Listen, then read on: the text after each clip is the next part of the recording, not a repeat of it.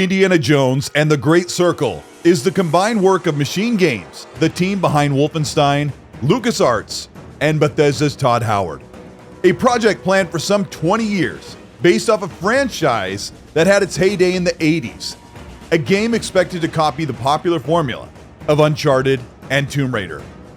This is the review of Indiana Jones and the Great Circle.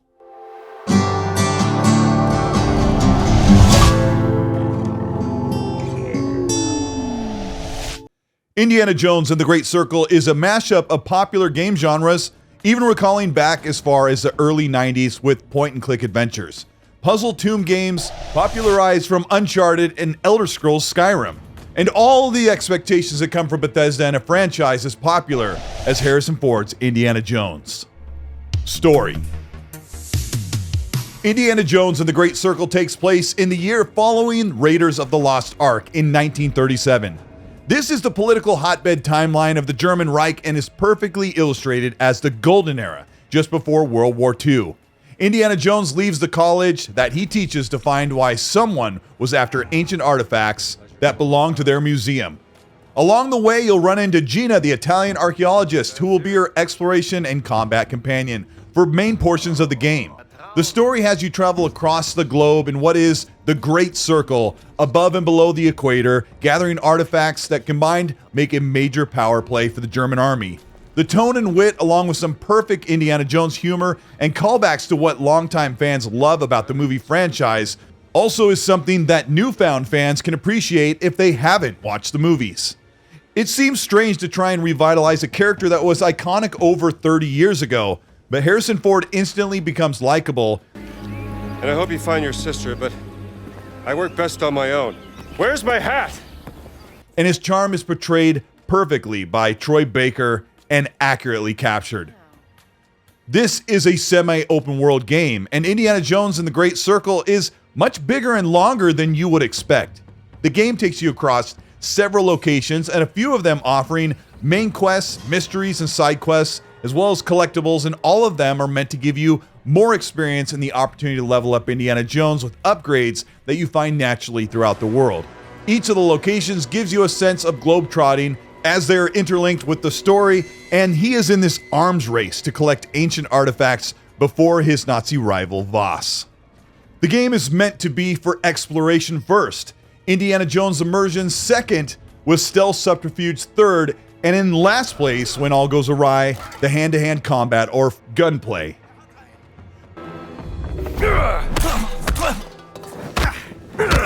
Come on, hit me! Presentation. Let's talk about the first concern that people have with Indiana Jones and the Great Circle, and that is the choice of a playable perspective in first person. As the majority of the game is played in first person, you will see Indy every time he mantles, climbs, or interacts with large objects. You'll see his entire body in third person perspective, but most of the game is meant to be played behind the eyes of Harrison Ford. Yes, there are 4 hours of cutscenes in the game. You won't notice it. It goes by very quickly. Being in first person was a controversial choice and something that MachineGames was adamantly decided on, since this is their expertise at the studio behind Wolfenstein. But as you play Indiana Jones, you'll soon discover that their choice to stay in first person was a polarizing one, but probably the correct choice. There was rarely a time where I felt like I should be playing this game in third person. And seeing the whole body of Indiana Jones, I understood why interacting with the world, changing and arranging puzzles, walking under ancient tombs felt far more vivid and immersive in first person, something we don't often get in modern gaming. I think we've developed this attitude to expect everything to give us choice in third person, but once you get hands-on with Indiana Jones, you'll understand why it's a good thing that they chose something different to be a first person game. That first person view gives you a look at some visually stunning graphics and recreation of the 1930s encapsulated world. Indiana Jones' face was pristinely recreated and animated, but the quality level of graphics here is great, but probably not the best thing you'll see in modern graphics. In fact, I think Wolfenstein New Colossus from 2017 looks as much or on par visually with this game in 2024. The natural environments are fully detailed with knickknacks and period and region-specific items, Walking around the world in first person immerses you into the 1930s. It makes you feel like you're really there. There's something quite strange with MachineGames animations and modeling techniques, as Indiana Jones looks a bit too stocky or short for the 1980s Harrison Ford, and the hands are comically small on some characters. Up close, some of the details of characters falls apart with flat shading and passable rendering. For a game that came out in 2024, you'd expect a bit more polish and flourishes. The interactivity of Indiana Jones pulling, turning, twisting, and manipulating objects is really well done, and there aren't any shortcuts of how he picks up or interacts with objects in the world. They took the time to make sure you feel like you are there, immersed and opening doors and accessing objects in the world hands-on. The omission of a photo mode is truly mind-boggling, as the game offers some incredible vistas and wide panoramic views of Cairo and Italy. That would have been a great way to set up UI-free screenshots to share with friends. One of the big challenges that the game has is trying to recreate a 1980s cinema visual representation of the Indiana Jones movies in a video game. For the most part, it does this with chromatic aberration and film grain, but after a couple of hours in the game, I turned both of those off to get a cleaner presentation. After a while, you'll have to suspend disbelief about the lack of total photorealism of the graphics, but Indiana Jones and the Great Circle, for what's here, the style and level of detail never pulls you from that total immersion. Gameplay. The next big question from fans is the gameplay. Is it good? What is Indiana Jones and the Great Circle offering for a gameplay loop? From the previews and many trailers that we've seen, many would assume that this game is fairly linear and limited to raiding tombs, punching out bad guys. I was really surprised once I got into the first major segment in the Vatican that the world takes a while to traverse back and forth. It's quite large, and you can go into so many buildings with different areas and even restricted areas, all offering collectibles, pickups, upgrades, and opportunities for major side quests. Finding disguises for Indiana Jones so you can walk near enemy soldiers without immediately being detected or entering into combat. Look out below. You can also gather breads and fruits, which will buff up your stamina and your health bar. And these things are littered throughout the world and in markets. And there are a few circulating items, like in his satchel, that I found I didn't even have to access very often, because the game is free and open enough for you to take down enemies without relying on complication or gadgets. If you were patient enough, you should be able to slip by some guards without putting on the disguise, but if you do, you'll see Indy in his new outfit in third person, winning mantles, or in the cutscenes. One of the biggest surprises in Indiana Jones and the Great Circle was the side quests. These should be unskippable in my opinion. I realized early on that side quests were very meaningful to the narrative and experience of the game. Side quests that took me into huge tombs or crypts, the abandoned locations straight out of an Indiana Jones movie. Something as simple as going to find a missing person turned into a huge tomb raid with intricate puzzles, platforming challenges, gauntlets, and pitfalls. Each of these are really well fleshed out and feel like they're a main part of the game. There are collectibles which you can just check off boxes, like collecting medicine or photos, but a lot of things that you collect in the game are actually turned over and used to upgrade your character or give Indiana Jones more combat options. But there is a main quest that you can follow, but if you choose to do that, I think you're going to miss out on a ton of gameplay opportunities. I got you.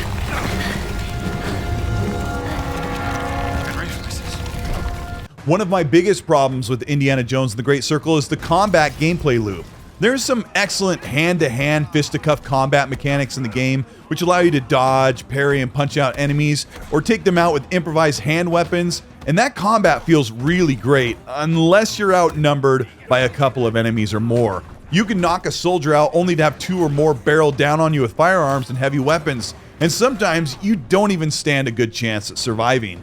The best part of the combat is Indy's whip. You can use it to trip up or grapple enemies and bring them in for a slurry of punches. The whip can be used to take down an enemy from behind, knocking them down so you can smack them on the ground and knock a weapon out of their hands, but you have to be at distance with the whip. If enemies are too close, he'll just slap them with the whip and they'll start hitting you. The whip is such an integral part of Indy's arsenal, and in the game it's usually only used to reach high locations or swing across gaps. You won't find yourself testing the whip on different items unless it contextually tells you to use the whip. So the whip could be fairly limited in gameplay mechanics when it comes to exploration, but in combat you can use it to stagger or disarm enemies, and that feels really great. Another big problem with Indiana Jones is probably the most glaring problem, and that's the gun combat. The game was made by MachineGames, and with that Wolfenstein DNA, I was surprised to see hipfire only, inaccurate and floaty aiming, and overall the gunplay just feels sloppy or undercooked. And the worst part of it is enemies can take 3 to 5 bullets to take down, some 2 or 3 in the face at point blank range. There are moments when you get your weapon on enemies and mow them down, but the guns really never have enough ammo to take on more than 2 or 3 soldiers at a time. So everything is boiled down to a stealth mechanic of skulking and crawling around or trying to get behind enemies to knock them out. This is a problem because there's no chokehold or sleeper hold in the game. When you knock out a bad guy from behind, you smash him into the ground and makes a gigantic noise. So it's your best bet to do a ton of optional exploring in the open world so you can get more silent takedowns from optional upgrade books. There is a mechanic in the game where you can spend your exploration or adventure points taking pictures with your camera or finding objects or artifacts and completing quests. You can earn currency that is used to unlock those perks for Indiana Jones, making him faster, stronger, or giving him more combat damage. The tomb raiding part of Indiana Jones is definitely its strongest suit. Every time you go into a crypt or an abandoned ancient relic location, you are treated to a brand new experience in a place where humans have not been in thousands of years. This is where the game really shines. And being in first person, looking around in an underground crypt, seeing and hearing water dropping down, light peering in through dark places, and interacting with ancient stones and wood mechanical puzzles captures the very essence of Indiana Jones. The challenge of these puzzles is easy to mild for the most part, with a few head-scratching puzzles that in some moments will let you use your camera to get a few additional hints if you're stuck. But my time with Indiana Jones, I was able to work out every puzzle naturally, and it felt very satisfying to unlock an area or find your way back to the surface. Indiana Jones uses a journal to track all of his progress and explorable items and locations. You can use this to look back at hints or clues, track the location of current quests or objectives, and each of the main levels like the Vatican, Giza, and Sukhothai are mini open worlds which are surprisingly spacious with a ton packed in them to do. At first I thought they made these areas bigger to pad out the game, but most everything you happen upon in the open world has a narrative or substantial quest. There are a couple levels in the game which I won't spoil here or really show that are fairly linear and meant to take you into the action and back out on the other side. And these are major set pieces. But for the gameplay, that would be one of my marks. The pacing is all over the board depending on how you tackle objectives. It can feel like you're wandering around and exploring, looking for objectives, and then one moment you can feel like you're deep inside of a really great tomb, getting the quintessential Indiana Jones experience. And then you could be infiltrating a military camp and getting your butt handed to you by far too many soldiers with way too many bullets. The narrative is fantastic and the characters you meet are great, but there's a stark contrast between the quieter moments and heavy combat and action set pieces, which are spaced quite far apart. After finishing the game, it seemed like they should have sprinkled a few more bigger set pieces, especially in the first few hours of the game to even out that pacing. If you mainline a lot of the content and don't seek out the upgrade books, you'll find combat will be more difficult in later levels. And many of these books are locked behind deep exploration and side content, mostly in the Vatican or Giza areas early on in the game. By the end, I had almost 10,000 points, which was enough to lock over 20 upgrades that I didn't have access to because I didn't scour the open world enough to find these upgrade books. If you try and take out a military camp, you'll need to be extremely patient, or face fairly frustrating outnumbered combat and unfair gunplay. Death checkpoints are generous, but it doesn't feel satisfied to try and grind through well-armed camps. But if you do work your way in, you'll find a ton of purposeful upgrades as a reward. The story, characters, and locations nail the Indiana Jones feel.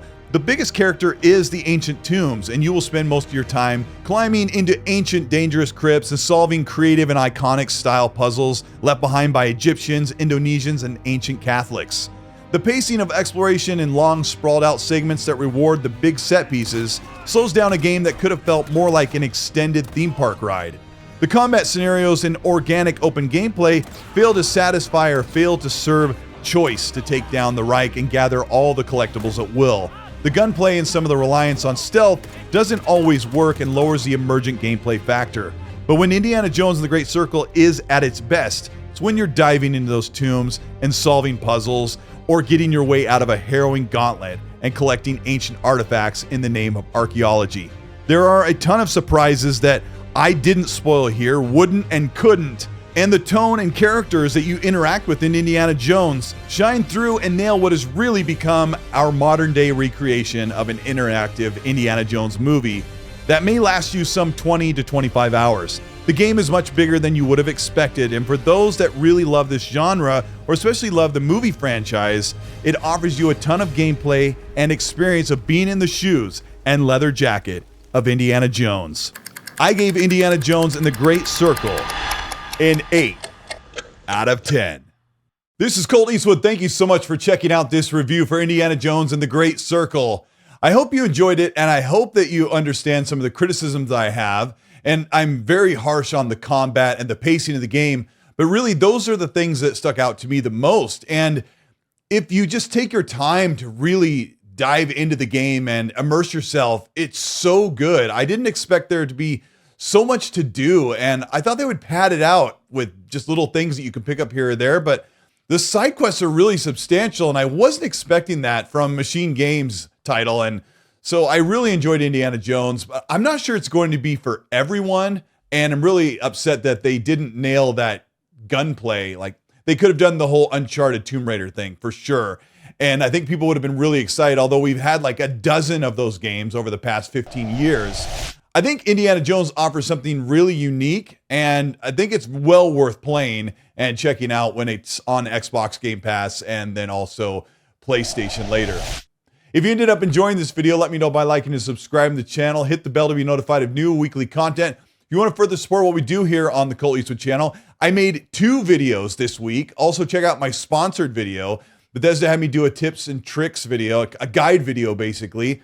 And that's about 10 minutes of showing you how to work through the world and how to interact and to get the best and the most out of the game by exploring and taking on all of the content available in the game. Check that out. That's also here on the channel. Also, if you want to follow me on TikTok, I'm putting short form content like this, like high production, 1-minute videos that are easy to watch. So if you're on there, you can check those out as well. Some of those will be YouTube shorts.